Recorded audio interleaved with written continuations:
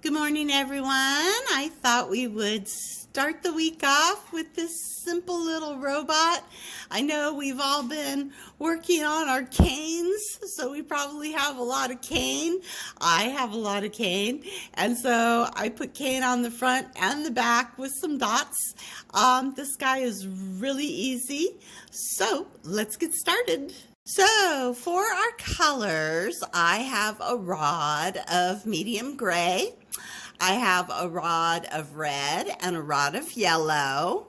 I also have stringers. I just pulled these out of my little stringer cup. I think this is periwinkle, light lapis, black for the pupils, and then of course I have just cane lying around for his little mouth, and I'm going to put some coils on the back of his head.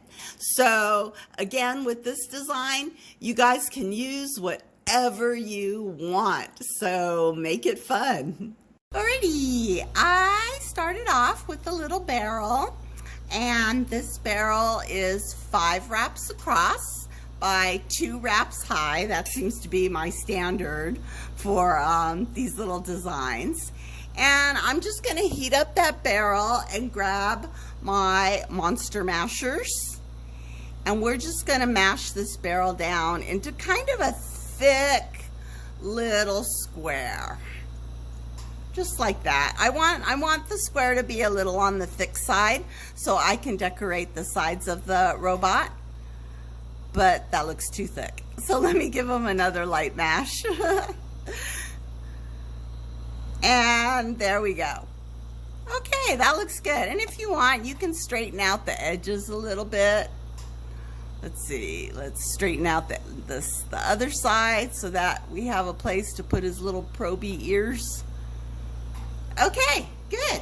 I'm gonna hang up my mashers and flash out those tool marks because a lot of the gray is going to be showing, so we don't want any tool marks. Now what I'm going to do is put on his little antenna on the top of his head, and that's basically 2 wraps, 1 red and 1 yellow, that is attached to that gray base. So I'm going to get in there with my red, and I'm going to attach it to the mandrel and the base, and I'm going to do 2 wraps. Make it nice and thick and make sure it gets good and attached to that base. And then I'll go ahead and melt down those little coils a bit, just so that they're even and they're nice and they're attached. Good. All right, let's do the same thing with the yellow. That one's gonna go right on top of the red. And if you make them really thick like that, they'll stay on your bead really good. So you can do some of these little components that stick out a bit. It's okay if they stick out as long as they're very well attached. There we go. Let me melt in those coils, keeping my bead warm on the other end. And just rotate it till it gets nice and melty. All right, he's got a little hat. Let's go for the eyes. I'm gonna do 2 dots of the eyes. I'm gonna start with the darker one first, just because I always think you want to go from dark to light, but I don't know if that's a real color theory or not. Maybe. We'll have to find a painter and ask them. Okay, they're pressed flat, so there's our little lapis background. Now I got my periwinkle, and I'm going to do 2 dots, just like that. And we're going to press those down flat. All right, and now I've got just my black stringer for the pupils. Let's go ahead and put in his pupils. 1 there, and 1 there. 1 messy one there. All right, press those down. And there we go, you guys. Our robot is coming to life. I'm going to put his mouth in, and I always like to use my stringers for, or my twisted cane for the mouth, but you want to heat it up, dunk it in and out about 20 times or so, get it hot, and you can tell because the colors in those twisted stringers will start changing.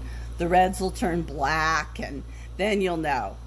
And now we're just going to get a little gather, heat it up, and just lay it down right across the bottom of his face. Just like that. I'm going to go ahead and flatten it a bit with my press. Flatten it, sculpt it, straighten it out. There we go. Robot mouth. And I think I want to give him a little periwinkle nose. For some reason, his noses are just cute. So right between his eyes, let's give him a nose. There we go. And that's his face. Cute, cute, cute, cute. All right. For his ears, I'm going to use the same red and yellow on each side. And we're just going to put a dot of red there on the part we flattened down, and a red dot there. Good. Press it down with your press.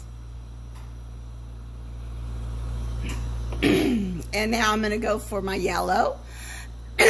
Oh, and excuse me, I just got a frog in my throat. Never fails when I'm talking, I get a frog. Okay, there's a yellow dot. There's a yellow dot. Press. And a press. Okay. Now, I don't know about your guys' robots, but mine have lots of coils and metal and tubes along the back, and I do like to decorate the back. So I just have this black and white cane, because, I don't know, coils, black and white, seemed reasonable. I'm going to lay down a line of coil on each side of the back of his head, and I'm going to break my twisty. And so now I got a mush that I'm going to just straighten out with my tweezers a bit. And now we'll flatten it. All right, that looks good. And you know, maybe he has some dials or something in the back of his head. So I've got that dark lapis blue. Let's just give him a couple dots in the back. Just like that. I'm gonna get my dental tool to flatten these ones down. Yeah, those are knobs. That's what they are. They're knobs. And so knobs, let's put a periwinkle on the top of the dark blue. Just like so. And there you go, you guys. You have a cute little robot for the kids. I think kids are going to love them. And that's our Monday, our little Goober Monday. So go forth, create, have fun. I'll be back for Technique Tuesday tomorrow. Have a great day, you guys. Bye.